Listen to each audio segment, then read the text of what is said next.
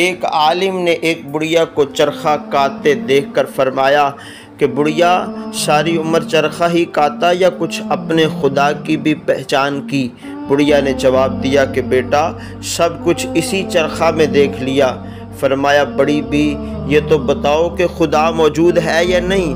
بڑھیا نے جواب دیا کہ ہاں، ہر گھڑی اور رات دن ہر وقت خدا موجود ہے۔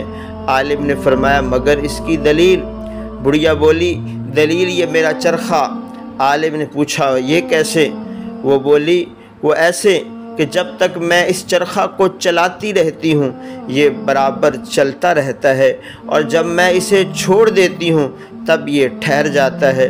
تو جب اس چھوٹے سے چرخہ کو ہر وقت چلانے والے کی ضرورت ہے تو زمین و آسمان، چاند سورج کے اتنے بڑے بڑے چرخوں کو کس طرح چلانے والے کی ضرورت نہ ہوگی؟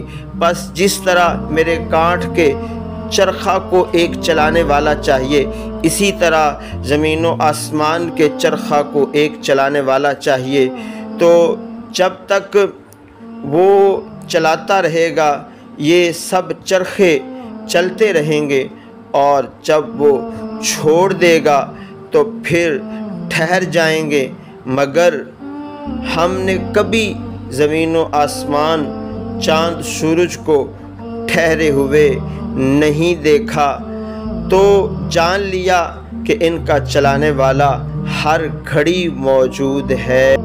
مولوی صاحب نے سوال کیا اچھا یہ بتاؤ کہ آسمان و زمین کا چرخہ چلانے والا ایک ہے یا دو؟ بڑھیا نے جواب دیا ایک ہے، اور اس دعویٰ کی دلیل بھی یہی میرا چرخہ ہے، کیونکہ جب اس چرخہ کو میں اپنی مرضی سے ایک طرف کو چلاتی ہوں تو یہ چرخہ میری مرضی سے ایک ہی طرف کو چلتا ہے۔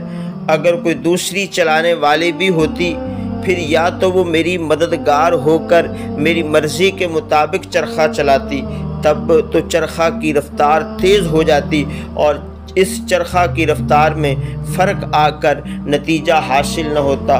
اگر وہ میری مرضی کے خلاف اور میرے چلانے کی مخالف جہت پر چلاتی تو یہ چرخہ چلنے سے ٹھہر جاتا یا ٹوٹ جاتا، مگر ایسا نہیں ہوتا، اس وجہ سے کہ کوئی دوسری چلانے والی نہیں ہے۔